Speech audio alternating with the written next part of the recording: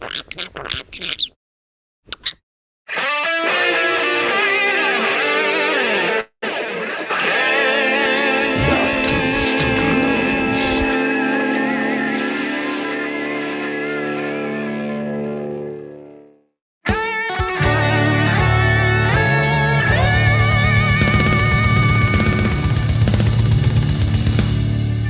now, Knock 2 Studios presents Censored.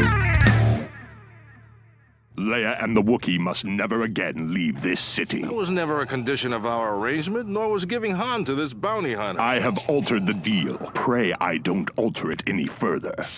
This deal's getting worse all the time. Furthermore, I wish you to wear this dress and bonnet. This was never a condition of our I arrangement. have altered the deal. Pray I don't alter it any further. And this deal's getting worse all the time. Here is a unicycle. You will ride it wherever you go. What? I'm not riding the f***ing unicycle. I have altered the deal. Pray I don't alter it any further. This deal is getting worse all the time. Also, you are to wear these clown shoes and refer to yourself as Mary. Oh, f*** you, man. I'm not doing it. I have altered the deal. Pray I don't alter it any further. This deal is very fair, and I'm happy to be a part of it.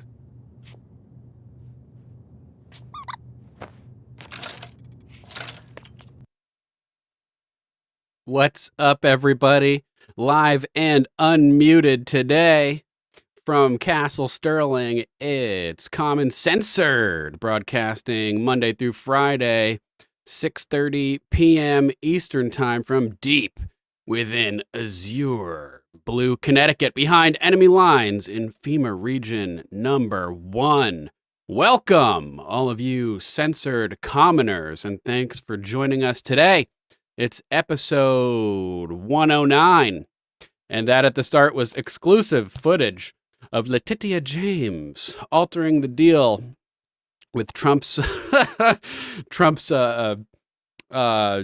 situation up there in New York, saying no, instead of having to pay just the $90 million to do your appeal, now you got to pay the full $400+ million. Appeal, that's the word I was looking for. We've got crazy stuff, as always, lots of crazy stuff. A Boeing whistleblower got Epsteined potentially on Saturday. Holy scheisse. That's heilige scheisse. That's the craziest story probably in a while. All this Boeing stuff going on, doors flying off, planes dipping down suddenly in mid-flight due to technical errors. 50+ people injured, wheels falling off, planes sliding off of runways. Crazy, crazy stuff going on with Boeing. We got Hannah Barron, a literal goddess, destroying a hater. It's like a battle of love versus hate. Microcosms are emblematic of each. Pretty interesting story. And we have other crazy stuff. RINO, Ken Buck, is retiring next week, effectively sabotaging the Republicans' congressional lead, which is very slim to begin with. So we lost George Santos. We lost, McCarthy. We're losing all these people. I mean, screw McCarthy, but we're losing all these people. And then Ken Buck's like, I'll just throw in the towel. Fuck you guys. So that's pretty brutal. Thanks for being here. Episode 109. Always crazy stuff. Make sure to use hashtag #CommonCensored when you share the show on X, where you can find us at _CommonCensored. You can also find Dre over at TruckFit LLC. That's TRUKFYT LLC. Shout out to Dre. And you can find me at Mortis _Noctu. Death by night in Latin. It's less creepy than it sounds. That was my Halo, my name playing Halo in the middle of the night on Xbox Live back in the day. Yeah, if you want to support the show, you can head over to commoncensored.locals.com or hit that big, beautiful join button right down there on Rumble.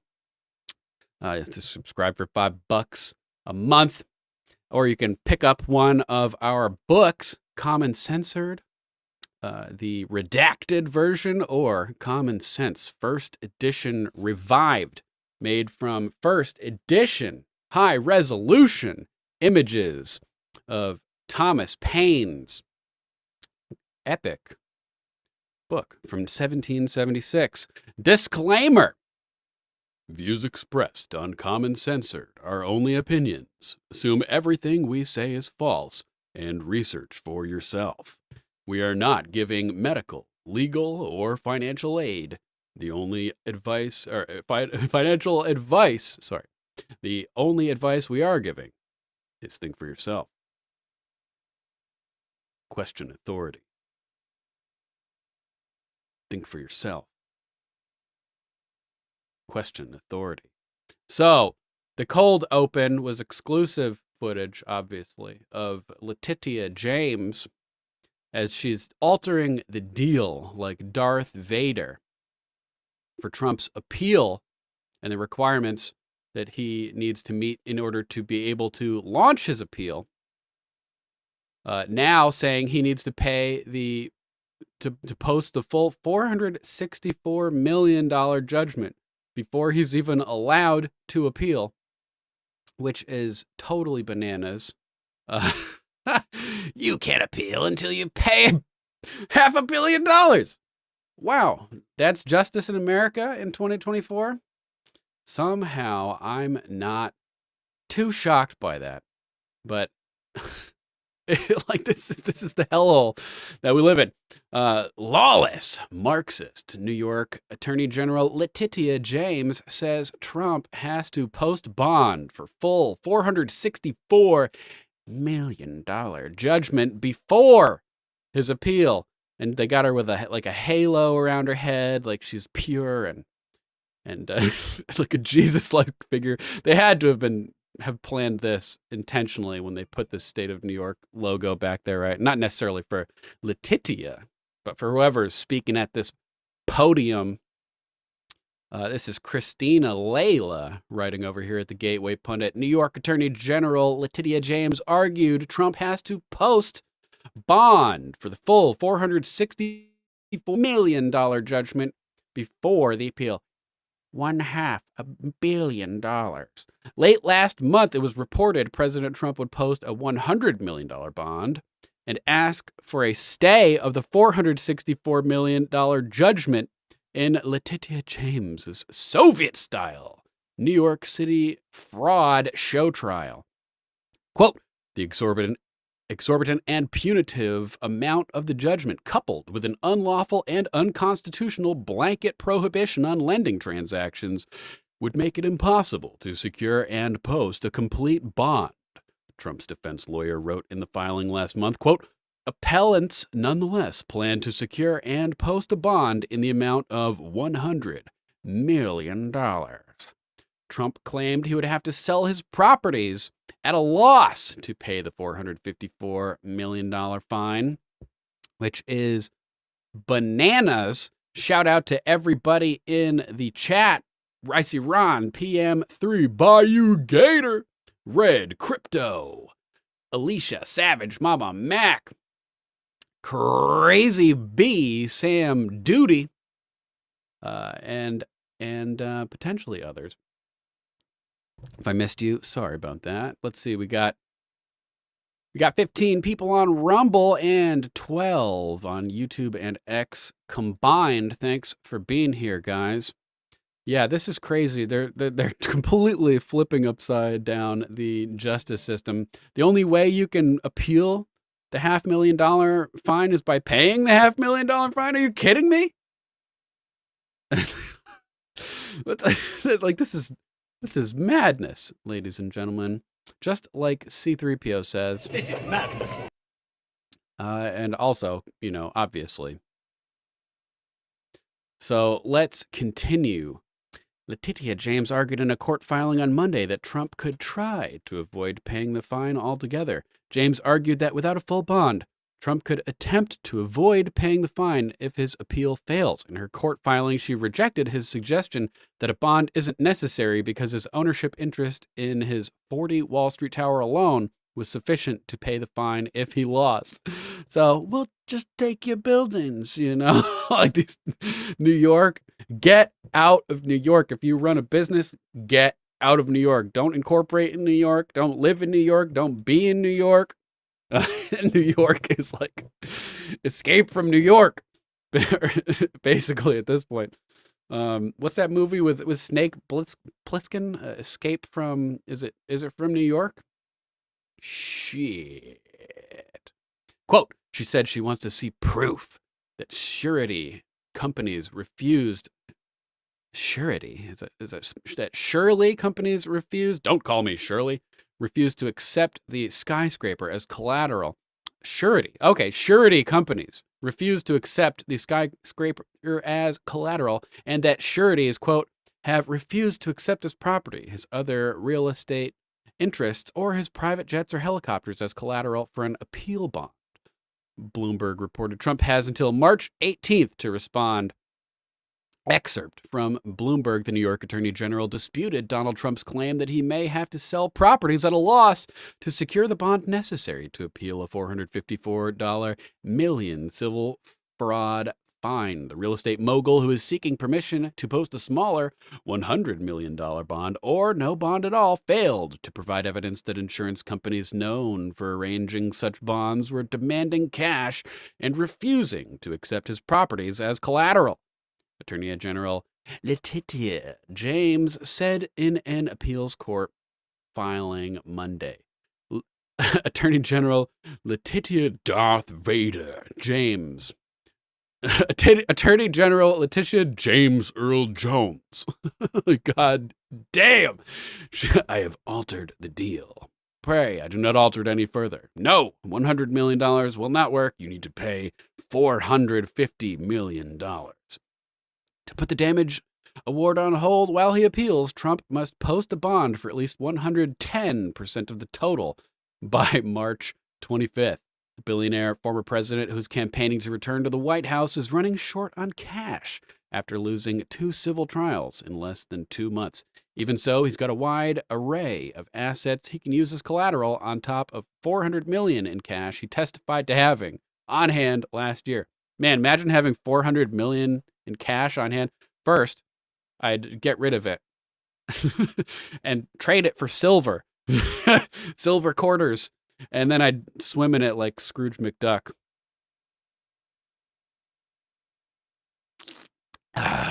Search your feelings. You know it to be true.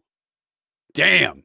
Letitia James does not give a flying fuck. And I'll show you the original just to wet your whistle. Calrissian, take the princess and the Wookiee to my ship. You said they'd be left in the city under my supervision. I am altering the deal. Pray I don't alter it any further. There she is, Letitia, in all of her glory, altering the deal. Shocker. Imagine my shock. We'll just take your properties instead. We'll take your skyscrapers. Don't worry about it. It's all good. Let's jump into our major headline story of the day today. Whew, man, this is crazy stuff. The whole Boeing situation is complete madness. Complete madness. We're over here at Colin Rugg, COLLINRUGG. New 62-year-old whistleblower John Barnett found dead in his truck after he didn't show up for a legal interview linked to a case against Boeing. It was supposed to be day 3 of getting deposed to finish cross-examination with his lawyer, and he didn't show up. So they did a check and found him in a hotel parking lot in his truck, or his vehicle. I'm not sure if it was a truck. With a self-inflicted pow-pow since we are on ScrewTube, he unalived himself, allegedly. Epsteined himself, allegedly. Even though he was winning like Charlie Sheen style. He was having successful lawsuits, testifying against them in a variety of manners that were succeeding, and now he was involved with this lawsuit as a witness, and his momentum was trending upward. In the year that all of this stuff is going wrong with Boeing aircraft, basically proving everything that this guy said being accurate, he's testifying in a major lawsuit against Boeing, and then turns up dead in the middle of it, right at a point in time where, in a span of just a few weeks or even days, there's a whole plethora, a myriad, cornucopia of Boeing aircraft problems. We need to, first of all, end the monopoly that Boeing has over the making airplanes for the entire industry, basically. Imagine this: they provide airplanes to everything from Delta to American Airlines to Spirit, all of them. Imagine, and since it's a centralized process, they're the only people that are doing it.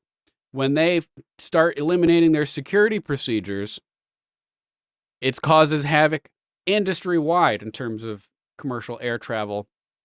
This is nuts. Barnett worked for Boeing for 32 years and retired in 2017. After retiring, Barnett spoke out about how Boeing was cutting corners on their airplanes. Just days before his death, Barnett gave evidence in a lawsuit against Boeing. Barnett accused Boeing of, quote, deliberately fitting substandard parts on their aircraft, parts out of the recycle bin that had been, you're making parts in a machining factory. You make a part, you test the specs of it to see if it's within the appropriate tolerances, and then there's a certain percentage of parts that you make that you fuck up. It's just the way it happens. I got a friend who's a machinist who runs a machine shop. It's his birthday today. Happy birthday, Don, in the Great White North. And I've gone to the shop. I've seen his process. Sometimes he'll bring home some of the pieces that are like outside of spec by like a thousandth of an inch, but are cool looking pieces that he designed and built. He's built things for all kinds of cool companies. And so you scrap a lot of, not a lot, but a small percentage of parts that are made incorrectly. They're taking these out of the trash, apparently, and using them to meet deadlines for delivery of their product. We'll get into this more as we go. He accused Boeing of having faulty oxygen systems, saying 1 in 4 breathing masks would not work in an emergency situation. Great. That sounds good job, Boeing. I hope you guys are destroyed by this. Barnett said his plane builds were rushed. When he brought his concerns forward, they were allegedly ignored by the company when he died. And this is like why I haven't been flying for the past couple years. The jobs, things we can't talk about, affecting the hearts of pilots. There's like a 943% increase in heart failure in pilots or heart attacks. I just sent that to somebody. We covered it a few weeks ago, a couple months ago, probably at this point. And all of these problems that are happening on Boeing airplanes, and this is crazy. Sorry, we got to keep moving ahead.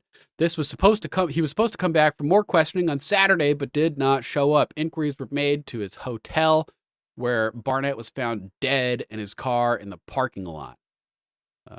The police are investigating Barnett's death, but say he died from a self-inflicted wound. The video here was a recent interview Barnett had with TMZ, of all places. Every place should have been covering this, and he's got to go to TMZ.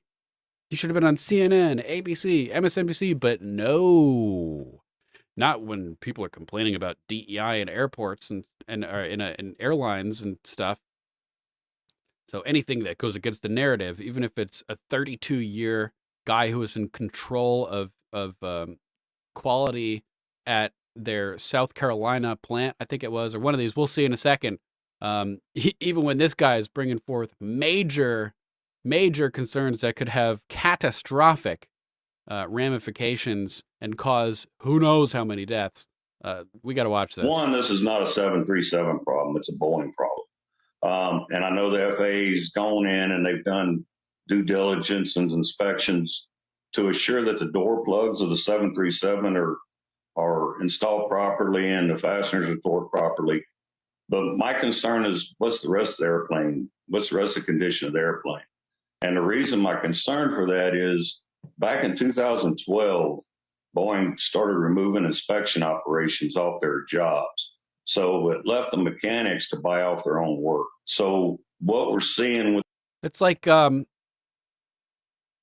criminal investigating their own crime. If you're trying to meet a deadline, you make a part. Maybe you don't throw it in the trash if you got to meet a deadline. Maybe you just say, it's close enough. You need to have third-party quality control inspecting parts and doing quality control, doing the QC operation. Just leave the machinists to, just trust us.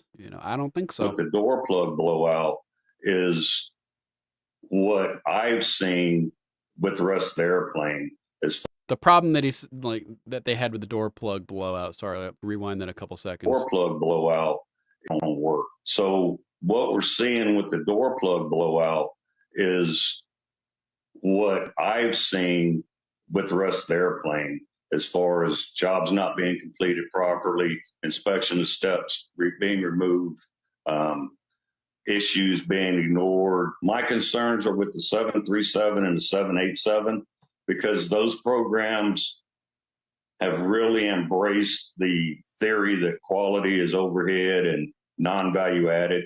So those two programs have really put a strong effort into removing quality from the process. When I first started working at Charleston, I was in charge with pushing back defects to our suppliers. This is and crazy. What that meant was I'd take a group of inspectors and actually go to the supplier and inspect their product before they sent it in. Well, I'd taken a team of 4 inspectors to Spirit Aerosystems to inspect the 41 section before they sent it to Charleston. And we found 300 defects. Some of them were significant that needed engineering intervention. When I returned to Charleston, my senior manager told me we had found too many defects, and he was too many defects. That's bullshit. There can't be too many defects. There's just how many defects there are. Yeah, there may be too many compared to how many there are supposed to be, but you can't find too many. The only problem is you could find too few, and then there's too many that are left unresolved. So, whoever told him that guy needs to be thrown in a volcano after due process.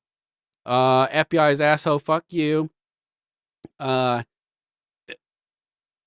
many things wrong with that and with what he's about to say. You need to find every defect.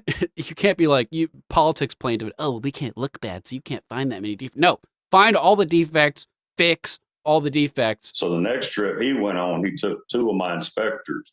And so he's like, you're finding too many defects. I got to go instead myself, this guy's boss. So he takes a team to look. The trip he went on, he took 2 of my inspectors. And when they got back, they were given accolades for only finding 50 defects. So I pulled that inspector aside and I said, did Spirit really clean up their act that quick? That don't sound right. And she was mad. She said, no. Said the 2 inspectors were given 2 hours to inspect the whole 41 section, and they were kicked off the airplane. Bro. And they were kicked off. Holy shisa. This guy has been testifying or at least being deposed, and now he's gone. This is a huge, massive story. Jones over here reposting Mario Nafal. Boeing at one time had the safest passenger aircraft in the world. Then the company went broke and adopted BlackRock's ESG system. Now they build plastic death traps that are flown by FAA diversity hires. Plastic death traps flown by FAA diversity hires. Mario Nafal over here. Boeing failed over 37% of FAA audits. And this is the danger of centralization. Like I said, they basically have monopoly control over aircraft production for the entire private air travel industry. And when you centralize control over something, you can have systematic failure. And that's what we have now. Boeing is, there's bad Boeing airplanes allegedly all over the place. They found 97 instances of noncompliance in Boeing's 737 MAX program, including failure to comply with quality control requirements. Like, if maybe there were 3 or 4, maybe 5 companies making airplanes, then, Boeing starts being lax with their quality control standards. But it's okay because we can just stop using Boeing planes and we still have other companies that are doing good work. Nope, it's all Boeing. Centralization equals guaranteed failure. Well, not guaranteed, but at least exponentially more likely failure. Completely maddening. Boeing recently fired the head of their 737 MAX program, and their jets have suffered multiple issues over the past few weeks, such as setting themselves on fire, parts dropping off of them, losing control midair. Look at this thing, just on fire over here. Is that what's going on? Oh my God, it's on fire!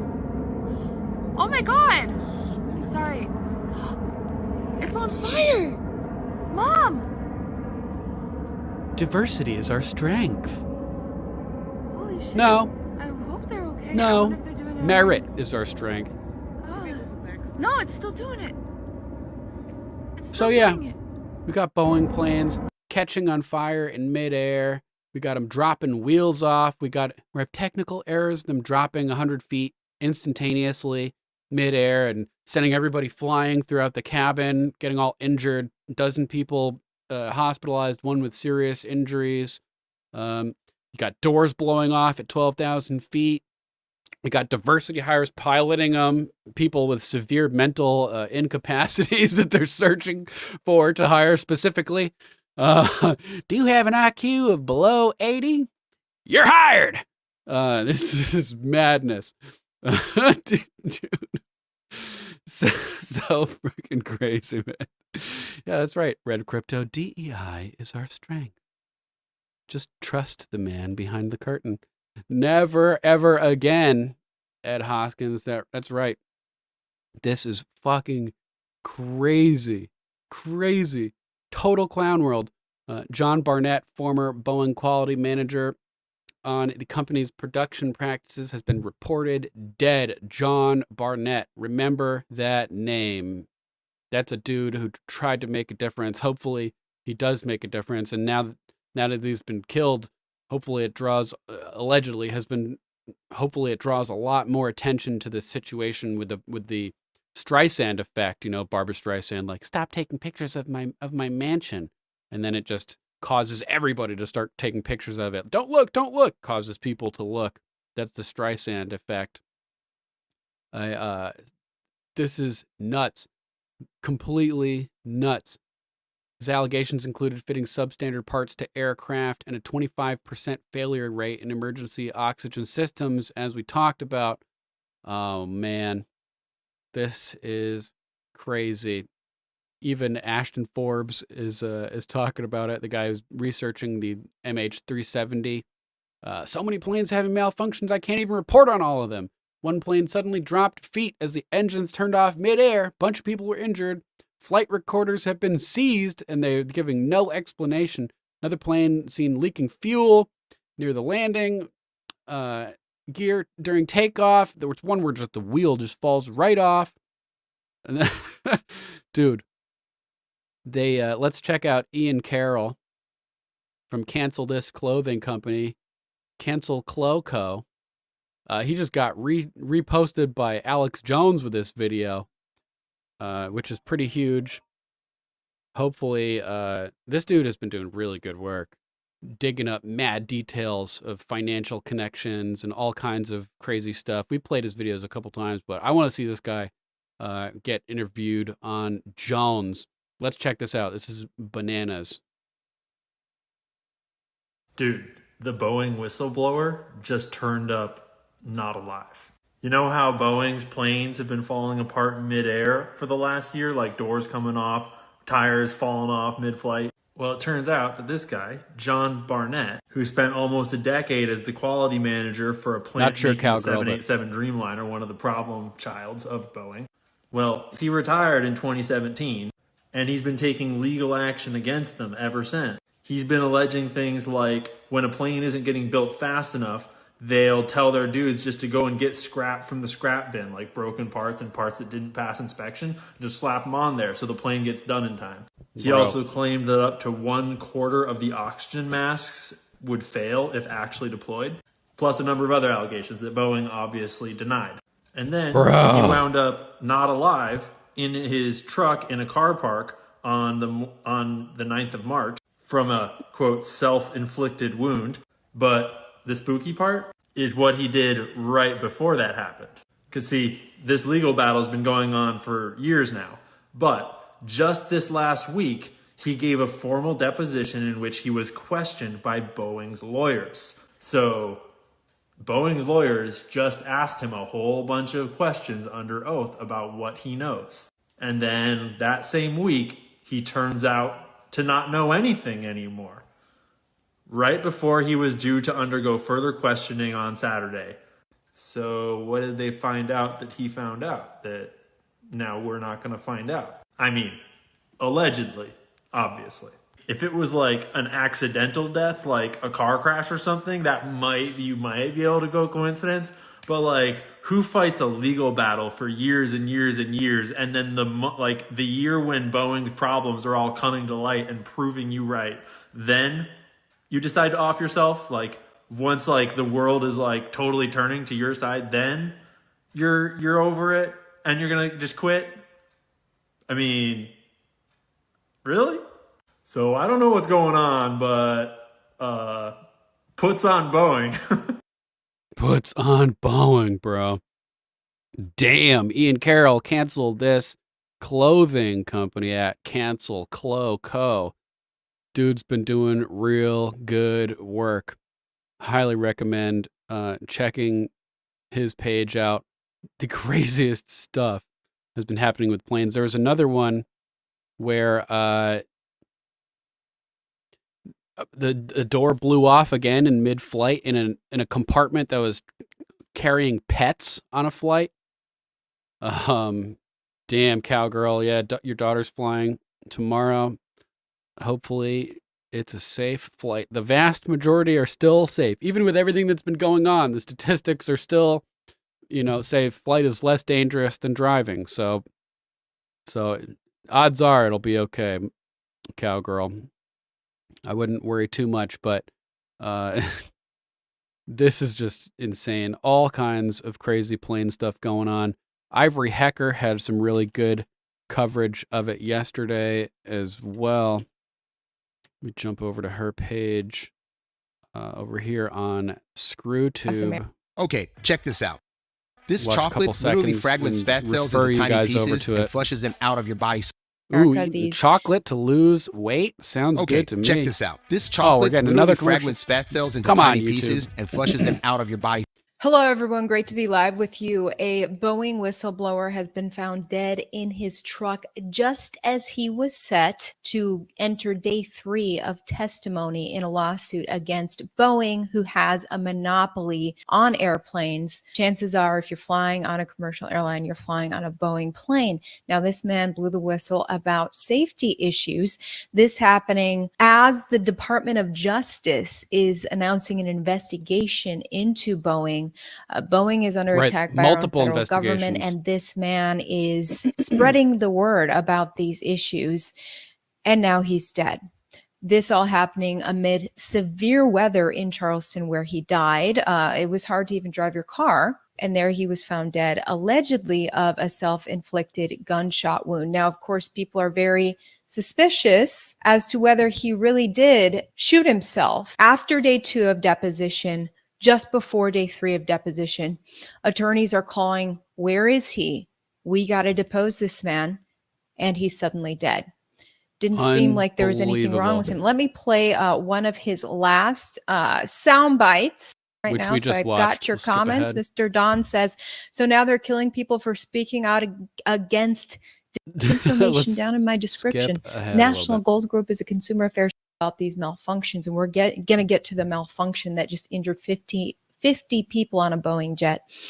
It's like, okay, maybe I really will wear my seatbelt. But really quick, let's look at what the Daily Mail is reporting. They said, quote, Boeing whistleblower John Barnett is found dead in his truck outside a South Carolina hotel just days after testifying in lawsuit against the aviation giant. A former Boeing staffer who once raised concerns about the company's production standards, has been found dead in the U.S. John Barnett, age 62, was found dead in his truck in a hotel parking lot in South Carolina, cops said Monday, 7 years after he retired following a 32-year career.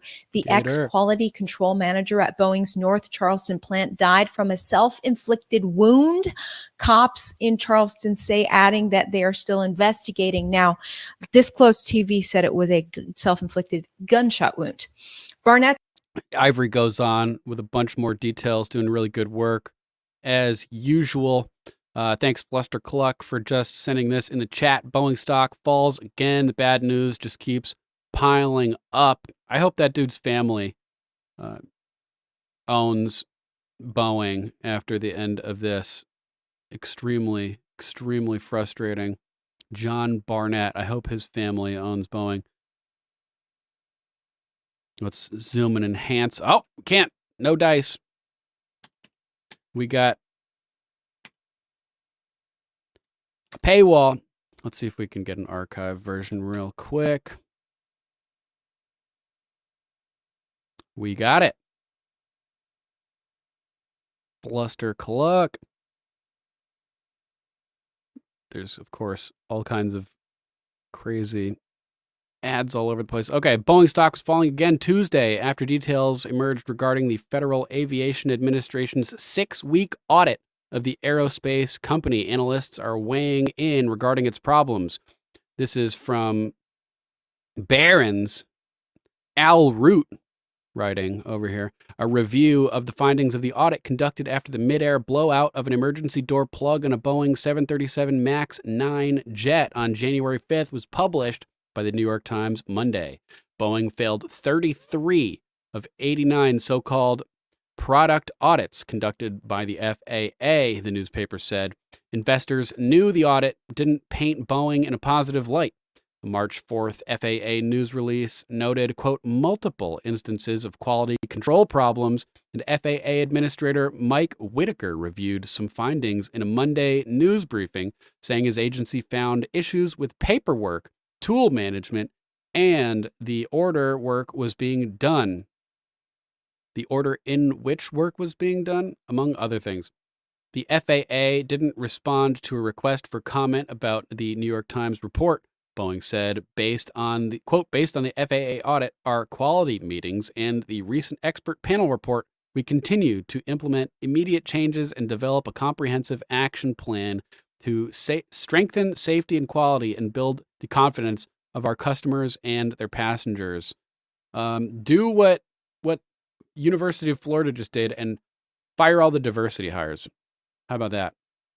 And then put people in who are actually going to make sure that quality control gets done, because this is clearly a quality control problem, in my opinion. Quote, it all adds up to a pretty big problem, said Aerodynamic Advisory Managing Director Richard Abulafia. The company's position in terms of market share, reputation, and relations with regulators is getting worse. The mounting problems continue to weigh on Boeing stock, which had dropped 4.5% at $183.85. They fell 3% on Monday following a report by the Wall Street Journal that the Justice Department had opened a criminal probe into the January 5th incident. Boeing declined to comment on the report. Boeing, sorry for the bad metaphor, is going down. You guys are toast. Everybody is going to be exposing you guys now that you've seemingly offed this whistleblower. Boeing is scum. They need to put people in who are actually going to do the work they're supposed to be doing and making parts. Like, you can't have somebody in there who's telling people they're finding too many errors. Nope. Let's move on to another story. Got to keep it moving. Spent maybe too much time on that last one, but there's just so much crazy stuff going on. Elon Musk reposting a post from Eva Vlardingerbroek saying, whoa, like Keanu Reeves over here. Elanu Reeves. Breaking. Former Flemish parliamentarian Dries van Langenhove has just been sentenced to 1 year in prison because supposedly racist memes, quote unquote, were shared in a private group chat he was a part of. This is the absolute state of freedom of speech in Europe. They're jailing patriotic dissidents. Next time they'll do this to me, you, or anyone who goes against the globalist regime. I'm seriously lost for words here. This is full-blown tyranny, and we should fight it with all our might. Well, too bad you guys don't have guns over in actually, I don't know, Flemish. I don't know if the Flemish have guns or not. Or not. I don't know. But that is crazy stuff. Yeah, I agree. Snap, crackle, poop. Free him immediately. We cannot have this type of stuff happening. The people that are doing this, 100% evil. 100% pure evil. So we've got to prevent this from happening. And I don't even know what to say. Let's keep moving. Next story we got. A writer. This is so ridiculous. Writer asks, where are the black people in the new Shogun samurai series set in ancient Japan? We're the racists for not having diversity? Or are you the racist for thinking about everything in terms of race and needing to be represented in shows that are about ancient Japan? I mean, come on. It's ancient Japan. Where are the black people? It's ancient Japan. Margaret Flavin, bringing the flavor over here at the Gateway Pundit. FX recently released a new version of the wildly popular 1980s miniseries Shogun. Shogun is based on a famous novel by James Clavell and is set in Japan in the 1600s.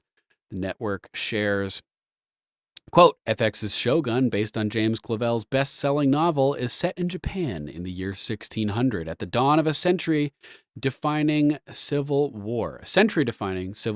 Quote, Lord Yoshi Toranaga, played by Hiroyuki Sanada, is fighting for his life as his enemies on the Council of Regents unite against him when a mysterious European ship is found marooned in a nearby fishing village. However, at least one writer is concerned the story of Japanese warriors is not black enough. You're a racist. William Spivey writes, the 2024 version focuses far more on the Japanese perspective. The white characters appearing in the first episodes representing Portugal, Spain, England, and Holland could hardly be deemed heroic. However, the character, John Blackthorne, now played by Cosmo Jarvis, is already a pivotal figure and will be a hero, along with several Japanese characters. Others are already praising the new 10-part series as a cultural sea change from the 1980 version. Quote, I ask the question now that I naively didn't ask in 1980. Where are the black people? You were naive to not ask where are the black people in a show about ancient Japan? No, you're just racist. You're thinking about everything in terms of, oh, there's not enough black people. Imagine if a white person said, oh, there's not enough white people in this. Oh, the show about Shaka Zulu, there's not enough white people. It would be racist as fuck. Well, guess what, William Spivey? You're racist as fuck, allegedly. Unbelievable. You can't just enjoy a show about ancient Japan without, without any black people in it. It's ancient Japan, dude. I saw somebody on X at one point saying, the fact that there's no white people in Kurosawa movies, doesn't mean that I can't watch it and relate to the people that are in it and enjoy it. And just being a human should be enough for you to relate to the characters in the stories. They may be Japanese, they may be not black. I know this may be a novel concept, but you should be able to relate to people who aren't your race based on the human experiences that they go through. So it shouldn't matter what race they are. Where are the black people? Who cares? Where are the white people? Where are whatever? Who cares? Just look at the characters, dude. This is, obviously something that frustrates me. I've seen this dude before. I can't remember in what, but in a bunch of stuff. I don't ask out of a desire to see representation when it wasn't historically accurate. Bullshit. Where's the bullshit flag for that? We need the bullshit flag. Here it is. Here it is. The bullshit flag's coming out. That's bullshit. That's bullshit. I inquire because there were black people in Japan in 1600 and before, though Japan could teach Florida a thing or two about rewriting history. Oh, man. Unbelievable. How about just enjoy it, dude. Just enjoy it. Don't be a hater. Don't be a loser. Look at this, JJ Reddick, not JJ Von Pepe. Somebody commenting over here. As a black man myself, please stop embarrassing us writing stuff like this. We do not have to be included in everything, especially when it does not make sense historically. Articles like this make it hard for people to take us serious when we do ask for meaningful representation in media. And as you can see, everyone else is laughing at us when articles get written. Just enjoy it, dude. Just enjoy the ride. Stop worrying about race this, race that, race everything. It's so frustrating, man. All right, let's move on to our next topic. This is breaking today. RINO rep Ken Buck to retire next week. Leaving Republicans with a razor-thin majority. Speaker Johnson, shocked and appalled. But Ken Buck is a notorious Trump hater, right? So not much of a surprise that he's probably been an infiltrator all along and is just sabotaging us at the moment where we need a foothold in Congress. This is Christina Layla over here writing, GOP Rep Ken Buck will retire from Congress next week, leaving Republicans with a razor-thin majority. Ed Gator, thanks for the suggestion for the glasses, the computer light blocking glasses. I will consider it. I saw you over here saying that it would make me stand out. And that is definitely true. That computer light blocking glasses make you stand out for sure. I will consider it. I'll consider it. Are they under $20? Sorry for interrupting there. I just thought that was funny. I'm actually looking at some blue blockers right now for sure. I might pick up a pair of these. Actually, these ones might be too dark. They've got a bunch of good ones over there. They have clear ones that block like 60% of blue light. I just got mad bright lights all over the place. I don't know. Maybe I'll turn on less lights and just turn up the brightness in to make it less bright, but keep me still visible. Continuing, following the resignation of Kevin McCarthy, Bill Johnson, Ken Buck, and the ousting of George Santos, the Republicans will be left with a razor-thin majority of 218 to 213. These bastards are sabotaging us. They're not, I mean, yeah, they are. They're rhinos. But it's not just that they're rhinos. These people are infiltrators and scumbags. Last November, Rhino Rep Buck from Colorado's 4th Congressional District said he would not seek re-election. So we already knew that. But on Tuesday, Ken Buck, in a surprise announcement, said he is retiring from Congress at the end of next week. These people are like pure evil. Just anything they can do to sabotage us. We're going to need this. Going into the election, there's going to be important votes that need to be had. And we need these people. I mean, he wouldn't have been with us anyway. But now, you know, quote, "It has been an honor to serve the people of Colorado's 4th District in Congress for the past 9 years. I want to thank them for their support and encouragement throughout the years. Today, I am announcing that I will depart Congress at the end of next week. I look forward to staying involved with our political process, as well as spending more time in Colorado with my family." Well, guess what? You just ended your fucking career, dude. Consider your public service, quote unquote, career over. You're not going to continue staying involved in in the political process. If people don't already hate you, they're going to hate your guts after this. House Speaker Mike Johnson was shocked by Ken Buck's surprise announcement. "I was surprised by Ken's announcement. I'm looking forward to talking with him about that," Speaker Johnson told reporters on Tuesday. Speaker Johnson released the J6 footage, or shut the fuck up. Okay. Yeah, here's Ken Buck's statement. Signed Ken Buck.